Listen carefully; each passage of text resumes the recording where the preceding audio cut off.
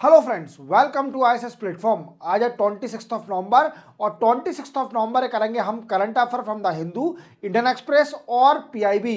दोस्तों, मैं आपको बताना चाहूंगा कि मेरा करंट अफेयर के साथ एक फाउंडेशन बैच भी चल रहा है इकोनॉमिक्स का, जो कि आपके लिए फ्री ऑफ कॉस्ट है, जिसमें आपको पूरी इकोनॉमिक्स फ्री ऑफ कॉस्ट कराई जाएगी। क्लियर?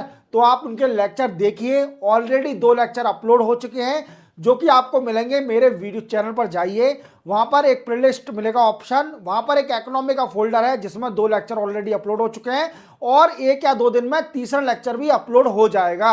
क्लियर? तो without wasting time video start करते हैं। जैसे कि आप जानते हो कि मेरे वीडियो की स्पेशलिटी रहती है कि मैं आपको पहले इंडेक्स बताता हूं कि मैं आपको पढ़ाने वाला क्या हूं। तो सबसे पहले अपन पढ़ेंगे पैन कार्ड का अपग्रेडेशन। पैन कार्ड, जो पैन कार्ड होता है परमानेंट अकाउंट नंबर, उसका अपग्रेडेशन हो रहा है। मींस जो आप पैन कार्ड यूज करते हो, जो टैक्स भरने के लिए पैन कार्ड का यूज करते हो, उसमें आपको चेंजेस आएंगे। अब वो क्या चेंजेस आएंगे और ऐसा चेंजेस क्यों आ रहा है पैन कार्ड के अंदर, वो भी मैं आपको बताऊंगा। और इंडिया में पैन कार्ड होल्डर कितने हैं ये भी बताऊंगा। क्लियर? नेक्स्ट पढ़ेंगे हम कैबिनेट अप्रूव 2750 करोड़ इन अटल इनोवेशन मिशन। जैसे कि आप जानते हो कि अटल इनोवेशन मिशन आया था 2016 में और नीति आयोग ने अटल इनोवेशन मिशन निकाला था, जिसका मेन मोटिव था कि इनोवेशन एनहांस करना इंडिया के अंदर और स्टार्टअप को बढ़ाना और एंटरप्रेन्योरशिप को एनहांस करना इंडिया के अंदर। That is the main motive of the Atal innovation mission. अब इसको फिर से एक्सटेंड कर दिया है। अब कितने साल के लिए एक्सटेंड किया है और कितना पैसा अलोकेट किया है गवर्नमेंट ने अटल इनोवेशन मिशन को, तो ये भी समझाऊंगा। क्लियर?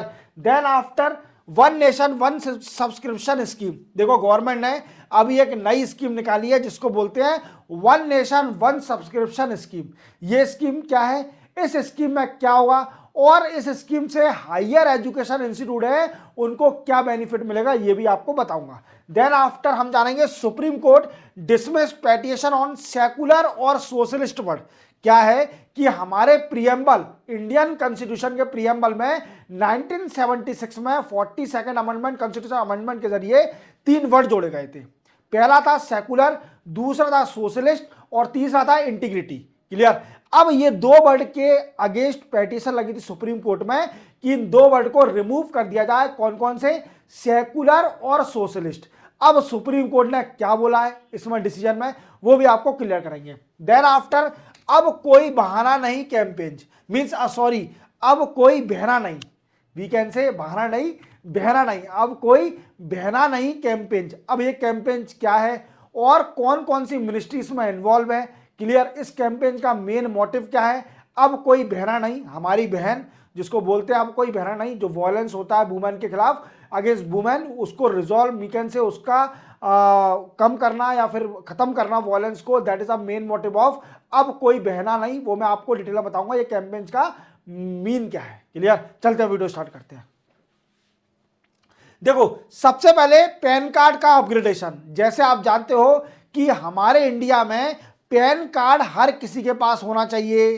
क्या है? अगर आपके पास पैन कार्ड नहीं है तो आप समझ लीजिए आप इनकम टैक्स के लिए अवेलेबल नहीं हो और बैंक अकाउंट खोलने के लिए भी एलिजिबल नहीं हो, क्योंकि जितने भी बैंक अकाउंट खुलते हैं उसमें पैन कार्ड जरूर चाहिए। क्या चाहिए? पैन कार्ड की फैसिलिटी आपके पास होना चाहिए। इवन पैन कार्ड आपने देखा होगा इस तरीके का पैन कार्ड होता है। क्लियर? पैन कार्ड कैसा होता है? इस तरीके का पैन कार्ड होता है। पैन कार्ड आपके पास होना चाहिए, जिसको बोलते हैं permanent, we can say permanent account number. Clear? आपके पास पैन कार्ड होना चाहिए। अब क्या है, गवर्नमेंट पैन कार्ड को अपग्रेड करने जा रही है। क्या कर रही है? पैन कार्ड को अपग्रेड करने जा रही है। अब पैन कार्ड के अंदर क्यूआर कोड भी होगा। वीकेंड से आप देखना, अभी अपना पैन कार्ड खोल के देखिए, हालांकि वीडियो देख लीजिए, वीडियो के बाद देखना। क्या है कि पैन कार्ड में पहले क्यूआर कोड नहीं होता था। क्या क्या नहीं होता था? क्यूआर कोड नहीं होता था। अब पैन कार्ड के अंदर क्यूआर कोड भी आएगा, जिसको स्कैन करने के बाद आपकी पूरी कॉमन बिजनेस डिटेल पूरी आ जाएगी। जिससे क्या होगा कि जो गवर्नमेंट एजेंसी हैं उनको डिफिकल्टी पड़ती थी बिजनेस की इंफॉर्मेशन को कलेक्ट करने में। अब पैन कार्ड के अंदर क्यूआर कोड भी आएगा, जिससे क्या बेनिफिट होगा कि जो आपकी कॉमन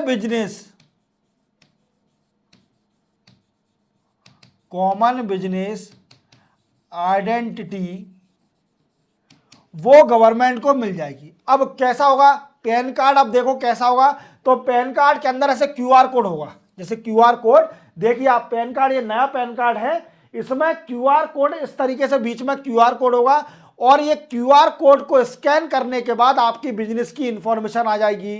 क्लियर, समझ रहे हो? तो गवर्नमेंट डिसाइड कर रही है, कर लिया है इवन कि पैन कार्ड का अपग्रेडेशन होना है। अब जितने भी पैन कार्ड हैं वीकेंड से हमारे इंडिया में अभी 78 करोड़ पैन कार्ड हैं। कितने पैन कार्ड हैं? 78 करोड़ पैन कार्ड है हमारे इंडिया में, और ये 78 करोड़ पैन कार्ड अब अपग्रेड हो जाएंगे। क्या हो जाएंगे? अपग्रेड हो जाएंगे, और इसके अंदर क्यूआर कोड को इंप्लीमेंट कर दिया जाएगा। क्या कर दिया जाएगा? क्यूआर कोड को इसके अंदर पैन कार्ड के अंदर इंप्लीमेंट कर दिया जाएगा, जिससे क्या होगा कि आपके बिजनेस की इंफॉर्मेशन गवर्नमेंट कलेक्ट कर सकती है by scanning the QR code. समझ रहे हो मेरी बात को? मैं क्या कहना चाह रहा हूं कि अब पैन कार्ड में अपग्रेडेशन होगा और उसके अंदर क्यूआर कोड ऐड हो जाएगा। क्लियर, चलते अपन नेक्स्ट उस पर। नेक्स्ट है cabinet allocate 2750 crore to Atal innovation mission. पहले तो अपन जान लेते हैं अटल इनोवेशन मिशन क्या है। क्या है? अटल इनोवेशन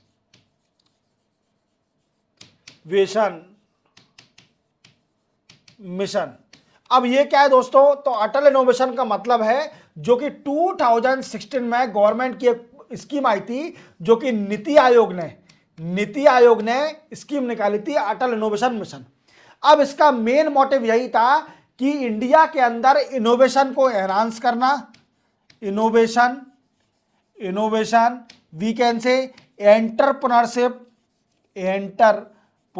को भी एनहांस करना इंडिया के अंदर, और कई सारे स्टार्टअप को सेटअप करना। That is a main motive of the Atal innovation mission that was implemented in 2016 by Niti Aayog. समझ रहे हो मेरी बात को? दैट पिक्चर में कब आया अटल इनोवेशन मिशन? 2016 में नीति आयोग ने इसको निकाला।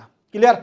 अब इसके टाइम पीरियड को और बढ़ा दिया है गवर्नमेंट ने, इसके टाइम पीरियड को और एनहांस कर दिया है, और कितना कर दिया है? 31 मार्च 2028 तक ये एनहांस हो गया है। क्या हो गया है?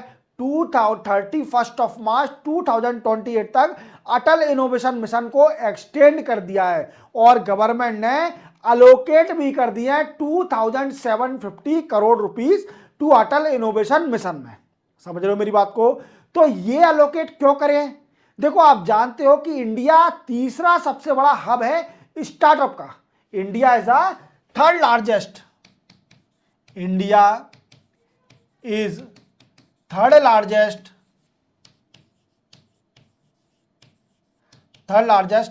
Startup hub. क्या है? इंडिया तीसरा सबसे बड़ा स्टार्टअप का हब है, और इंडिया की रैंक भी देखिए, अगर इंडिया की रैंक देखी जाए तो India rank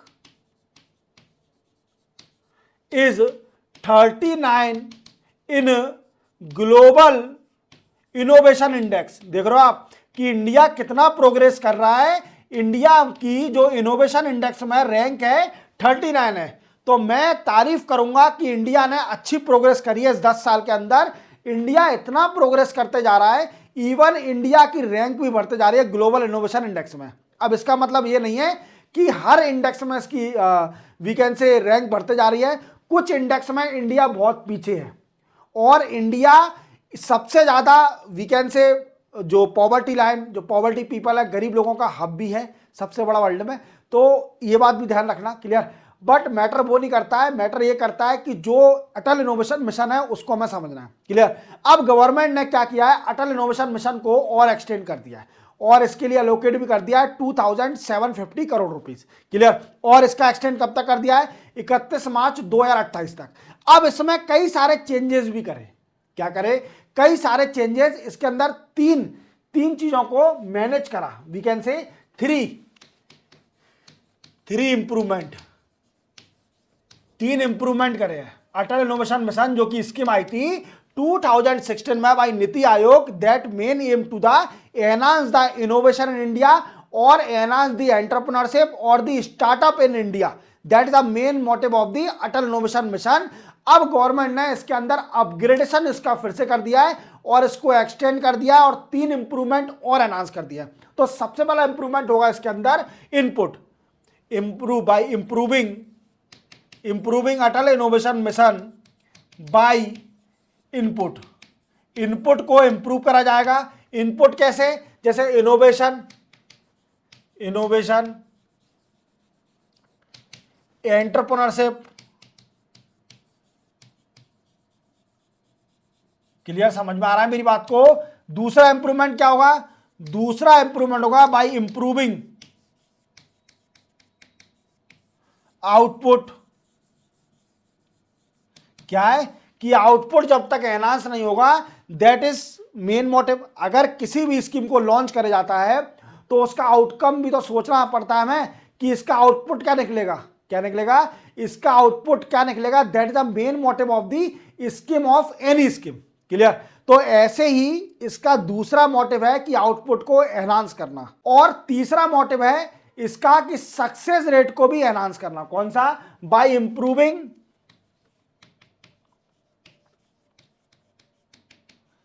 success rate. Success rate किसका? जो कि एंटरप्रेन्योरशिप और इनोवेशन कंपनियां खुल रही हैं या फिर स्टार्टअप खुल रहे हैं, उनका सक्सेस रेट को भी एनहांस करना। These are the three motive of the new Atal innovation mission. Clear? जिसमें गवर्नमेंट ने एलोकेट कर दिया 2750 करोड़ और उसका टाइम पीरियड कितना एक्सटेंड कर दिया है? 31 मार्च 31 मार्च 2028 तक इसको एक्सटेंड कर दिया है। क्लियर? चलते हैं अपन नेक्स्ट उस पर।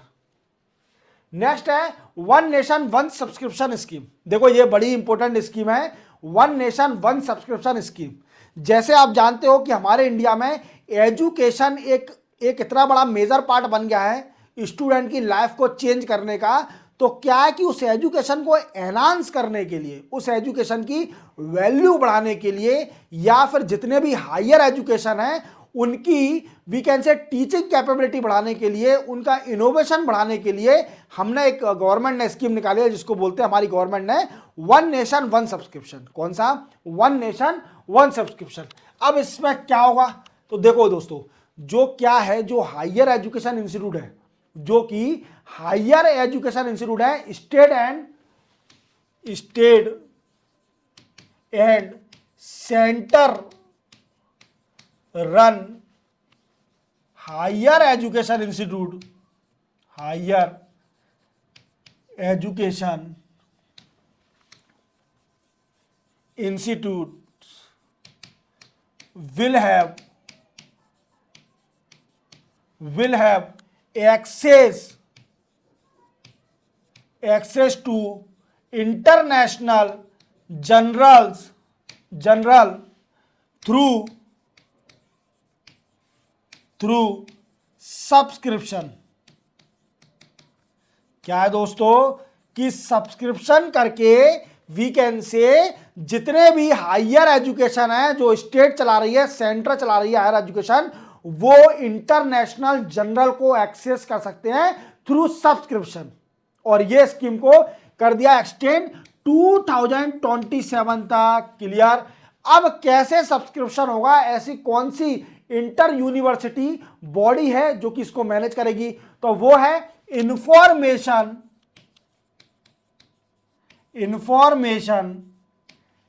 And library network.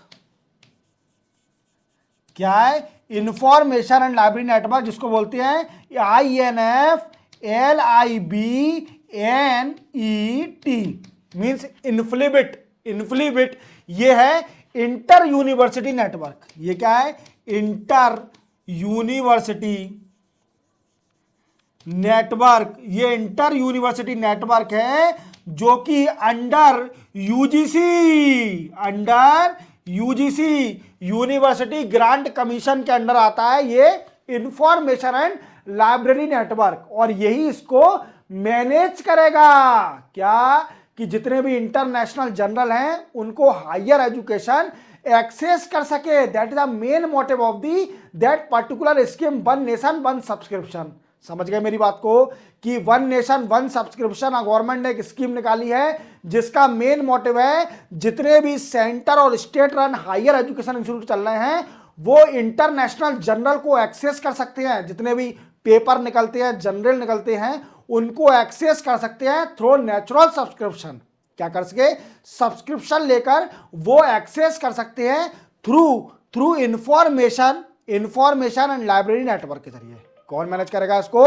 Information and library network, जो कि इंटर यूनिवर्सिटी नेटवर्क है अंडर यूजीसी। याद रखोगे। चलते अपन नेक्स्ट क्वेश्चन में, सिंपल था। नेक्स्ट न्यूज पर क्लियर। देखो आप देख पा रहे होंगे ये हमारे एक्सटर्नल अफेयर मिनिस्टर, इनका नाम क्या है? एस जयशंकर। कौन है ये? एस जयशंकर।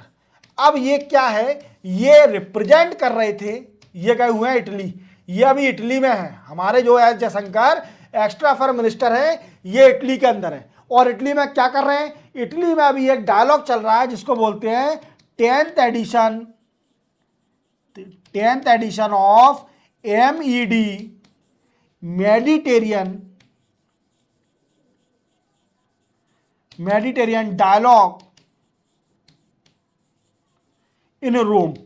इटली के रोम में अभी एक डायलॉग चल रहा है 10th edition of MED Mediterranean dialogue in Rome.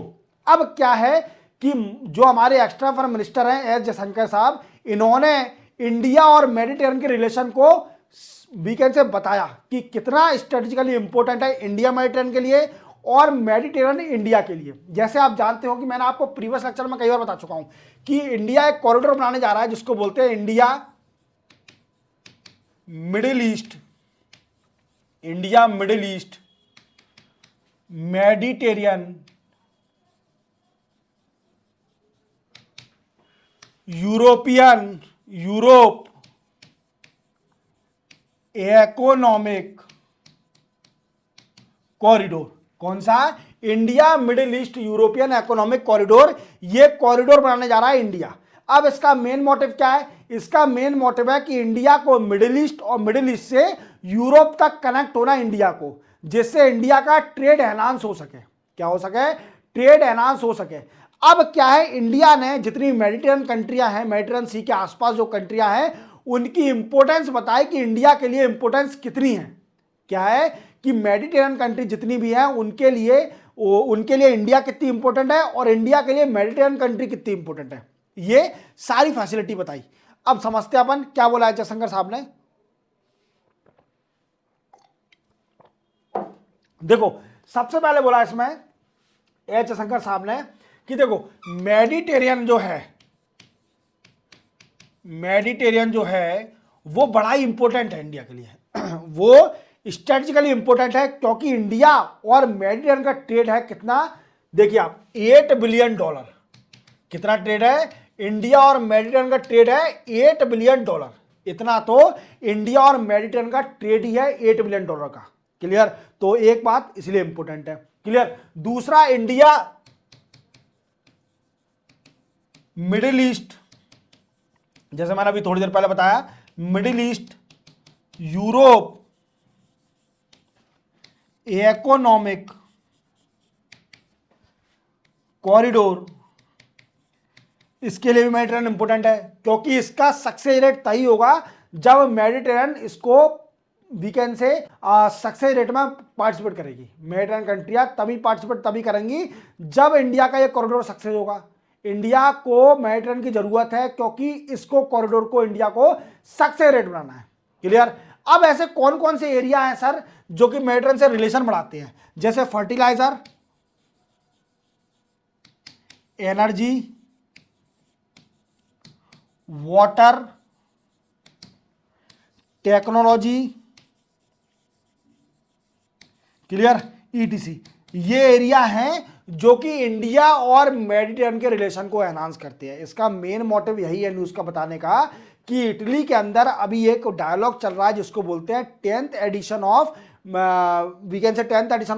MED Mediterranean dialogue in Rome में। अब इसमें हमारी इंडिया भी गई हुई है और एस जयशंकर साहब इसको रिप्रेजेंट करते हुए बोले कि मेडिटेरियन जो इतनी भी कंट्रियां हैं ये स्ट्रेटेजिकली इंपॉर्टेंट है हमारे लिए, क्योंकि अगर देखा जाए तो मेडिटेरियन में हमारे इंडियन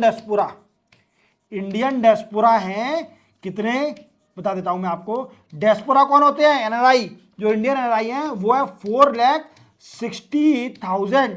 क्लियर? इतने डियास्पोरा हमारे मेडिटेरियन कंट्री में रहते हैं और out of this 40% of live in Italy. Italy में रह रहे हैं 40%, जो 4,60,000 लोग बाग जो इंडियन एनआरआई और इंडियन डियास्पोरा है वो रहते हैं मेडिटेरियन कंट्री में 4,60,000। और उसमें से आउट ऑफ 4,60,000 में से सिर्फ 40% तो इटली कंट्री में रहते हैं। कहां रहते हैं? इटली कंट्री में रहते हैं। तो आप पूरी तरह समझ गए होंगे कि इंडिया के लिए मेडिटेरियन कितना इंपॉर्टेंट है और इंडिया कितना इंपॉर्टेंट है मेडिटेरियन कंट्री के लिए। क्लियर? क्लियर। चलते अपन नेक्स्ट पर। नेक्स्ट है supreme court dismiss the petition against secular और सोशलिस्ट बट। देखो ये न्यूज बड़ा ही इंपॉर्टेंट है, इस न्यूज को बड़ा ध्यान से सुनना, क्योंकि ये न्यूज मैं आपको इतना डिटेल में समझाने वाला हूं क्या हुआ है स्टार्टिंग से। देखो 1942 कॉन्स्टिट्यूशन अमेंडमेंट हुआ था।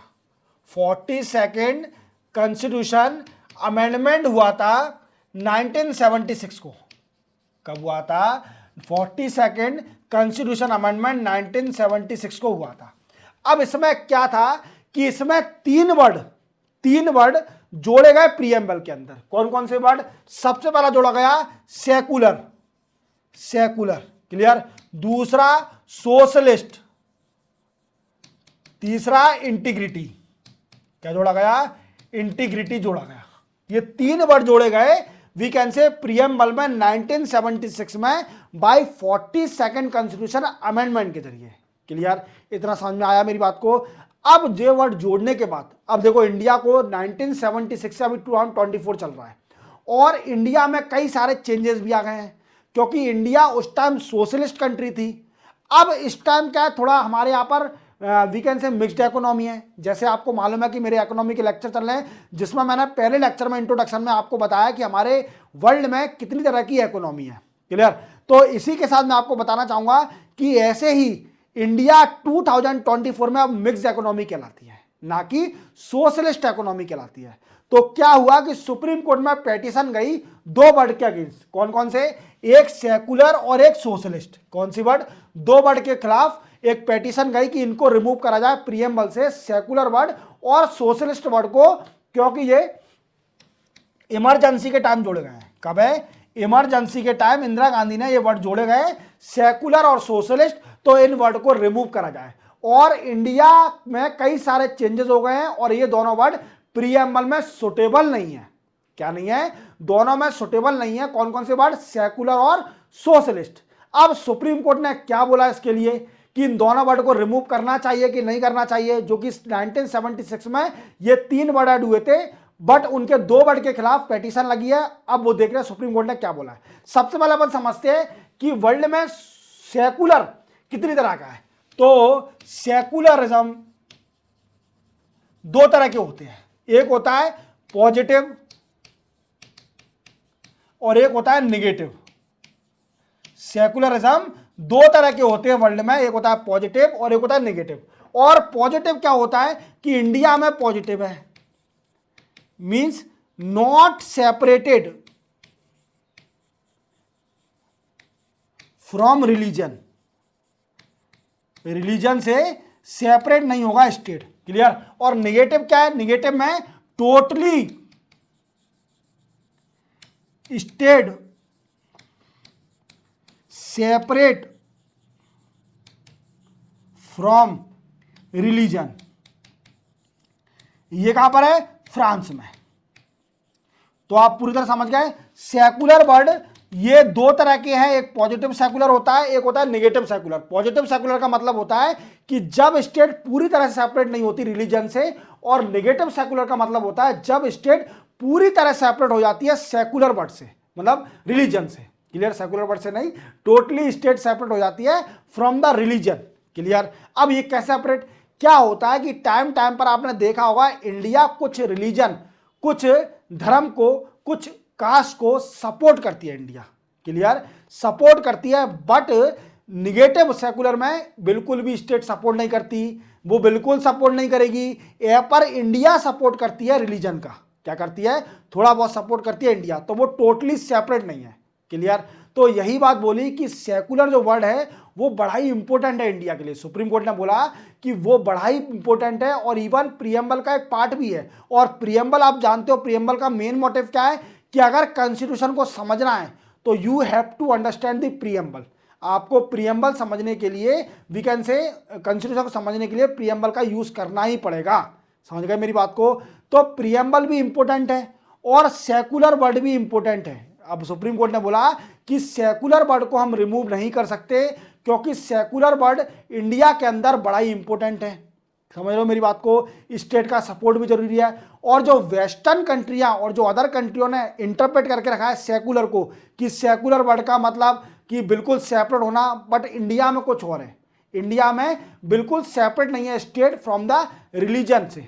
जैसे हमारे आर्टिकल में मेंशन करा गया है 14, 15 और 16 का जो आर्टिकल है फंडामेंटल राइट का, उसमें स्पेशली मेंशन करा है इस वर्ड को, आप देखना। और इसको इंटरप्रेट करके बताया भी है 14, 15 और 16 आर्टिकल में। क्लियर, तो पहला वर्ड क्लियर हो गया। दूसरा वर्ड समझते हैं सोशलिस्ट। अब सोशलिस्ट क्या होता है? सोशलिस्ट, देखो आप जानते हो कि मैंने आपको बताया था कि नॉन मार्केट इकोनॉमी में, जिसमें क्या है कि दो तरह की नॉन मार्केट इकोनॉमी होती है, एक होती है सोशलिस्ट, एक होती है कम्युनिस्ट। सोशलिस्ट में क्या होता है कि सारे गुड्स एंड सर्विस प्रोड्यूस होते हैं अंडर स्टेट गवर्नमेंट। बट क्या है, इंडिया अभी मिक्स्ड इकोनॉमी है। तो इंडिया क्या है, अगर सोशलिस्ट वर्ड होगा तो ये डिफाइन करेगा नो इकोनॉमिक पॉलिसी। क्या है? No economic policy of the state. Clear, तो ये सोशलिस्ट को वर्ड को डिफाइन करेगा। बट इंडिया के अंदर आप जानते हो मिक्स्ड इकोनॉमी है और प्राइवेट और पब्लिक दोनों पार्टिसिपेट कर रहे हैं। क्लियर, इकोनॉमी को बढ़ाने के लिए प्राइवेट और पब्लिक दोनों पार्टिसिपेट कर रहे हैं। तो आपको लगता है कि ये वर्ड सुटेबल है अभी, but we can say supreme court ने बोला कि सोशलिस्ट वर्ड भी इंपॉर्टेंट है, क्योंकि इसका मतलब ये नहीं है कि ये रिस्ट्रिक्ट कर रहा है स्टेट, ये रिस्ट्रिक्ट कर रहा है स्टेट को to take the economic policy. कौन सा? कि ये स्टेट को रिस्ट्रिक्ट नहीं कर रहा कि स्टेट इकोनॉमिक पॉलिसी को अडॉप्ट करे। ये क्या कर रहा है, ये सोशलिस्ट वर्ड स्टेट को वेलफेयर स्टेट बना रहा है। क्या बना रहा है? वेलफेयर स्टेट बना रहा है। That is the main word of the socialist. समझ गए? सुप्रीम कोर्ट ने क्या बोला कि सोशलिस्ट वर्ड के लिए बोला कि सोशलिस्ट वर्ड का यह मतलब नहीं है कि ये स्टेट को रिस्ट्रिक्ट कर रहा है कि आप इकोनॉमिक पॉलिसी नहीं अडॉप्ट करिए, ये वेलफेयर स्टेट बना रहा है स्टेटों को। That is the main motive of the socialist. तो सुप्रीम कोर्ट ने डिसमिस कर दी पेटिशन और दोनों वर्ड को कंटिन्यू रहेंगे प्रीएम्बल के अंदर, सेकुलर और सोशलिस्ट वर्ड। क्लियर, चलते नेक्स्ट न्यूज पर। नेक्स्ट बड़ी इंपॉर्टेंट न्यूज है, अब कोई बहना नहीं, अब कोई बहना नहीं। जैसे हमारे इंडिया में सिस्टर को बहना बोला जाता है। जैसे क्या है कि हमारे, जैसे मैं भी आपको सच्चाई बताऊं, मैं अपनी बहन को सिस्टर दीदी नहीं बोलता, मैं अपनी बहन को दीदी नहीं बोलता, मैं अपनी बहन को बहनजी बोलता हूं। क्या बोलता हूं? बहनजी। तो ये बहनजी जो वर्ड है ना, ये हमारे कल्चर को शो करता है। क्या करता है? कल्चर को शो करता है, हमारे ट्रेडिशनल कल्चर को शो करता है। आजकल दीदी वर्ड आ गए, कुछ लोग आज सिस बोल रहे हैं, सिस्टर को ही सिस कर दिया है। तो ये वर्ड सही नहीं है। आप अपने ट्रेडिशनल, अपने कल्चर को मत भूलिए, क्योंकि क्या है, बहनजी बोलना एक अलग फीलिंग आती है, आपको दिखता है, अपनापन दिखता है कि हाँ यार अपन बहनजी बोल रहे हैं, बहन को बहनजी बोल रहे हैं। अगर आप दीदी बोलोगे तो वो सब कॉमन हो जाएगा। हर आदमी ने एडॉप्ट कर लिया है दीदी बोलना, दीदी बोलना या फिर सिस बोलना या सिस्टर बोलना, और जो ज़्यादा एडवांस हो गया है तो वो एस बोल के ही निकल जाता है। तो ये वर्ड सही नहीं है। आप बहनजी बोलिए ना, बहनजी वर्ड आपको ट्रेडिशनल कल्चर, हमारे इंडिया के कल्चर को शो करता है और एक फीलिंग हमारे अंदर जनरेट करता है कि हाँ यार हमारा इस सिस्टर से या फिर हमारा इस बहन से रिलेशन है, इससे लड़की से जो भी है उससे हमारा रिलेशन है। तो बहनजी, हमारे इंडिया में देखो कई सारे वर्ड बोले जाते हैं, हालांकि अब लोगों को बुरा लगता है, इवन मेरी सिस्टर भी बुरा लगता है उसको कि अगर मैं उसको बहनजी बोलता हूं, बट उसको मैं बताना चाहूंगा कि ये तो एक कल्चर है, हमारे इंडिया का स्ट्रॉन्ग कल्चर बताने के लिए है। तो हम अभी क्या है कि रूरल डेवलपमेंट के मिनिस्टर है शिवराज सिंह चौहान। कौन? जो एग्रीकल्चर मिनिस्टर हैं और रूरल डेवलपमेंट मिनिस्टर भी हैं शिवराज सिंह चौहान। कौन है? शिवराज सिंह चौहान। और शिवराज सिंह चौहान और ministry of women and child development ने अभी एक कैंपेन स्टार्ट करा है, अब कोई बहरा नहीं। कौन सी? अब कोई बहरा नहीं। ये अब कोई बहरा नहीं का मतलब यहां पर ये है कि वुमेन के खिलाफ वॉयलेंस नहीं होना चाहिए। क्या है? कि अगेंस्ट वॉयलेंस। आप देखते होंगे कई सारे इंडिया में फैमिली में वॉयलेंस होता है वुमेन के खिलाफ। इवन कई सारे हस्बैंड अपनी वाइफ पर हाथ उठाते हैं, कई सारे हस्बैंड अपनी वाइफ पर हाथ उठाते हैं, बट उनको ये नहीं पता जो हाथ उठा रहे हैं कि वो मतलब सबसे बड़े मूर्ख हैं इस दुनिया के। क्योंकि क्या है कि वुमेन एक वीक कम्युनिटी है। क्या है कि वुमेन एक वीक कम्युनिटी है। एक आप उसको मार रहे हो, अपने घर के अंदर वॉयलेंस कर रहे हो, आप बाहर जाके मारिए ना किसी को।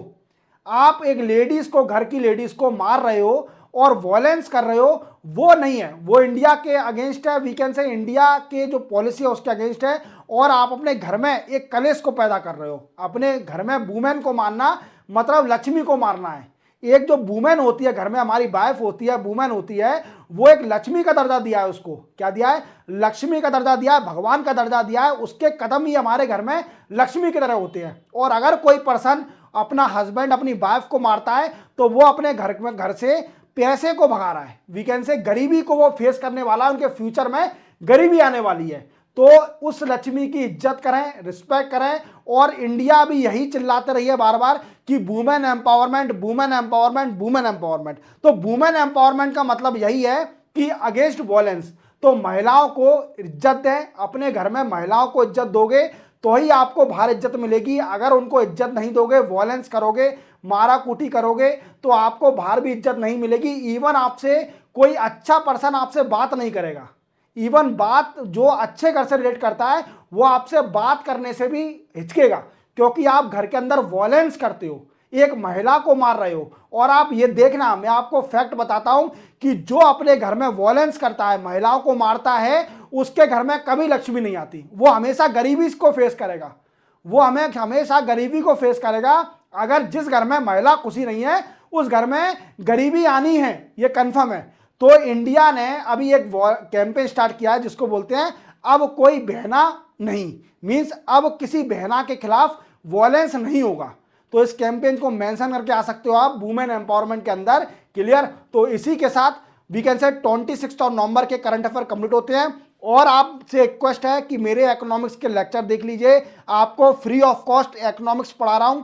क्लियर? और इतने अच्छे लेक्चर इतने सिंपल तरीके से, इवन उसके 2 लेक्चर मैंने अपलोड कर दिए हैं और कल या परसों तीसरा लेक्चर भी अपलोड हो जाएगा। क्लियर? तो मिलते हैं हम कल 27 नवंबर को नए करंट अफेयर के साथ। तब तक के लिए जय हिंद।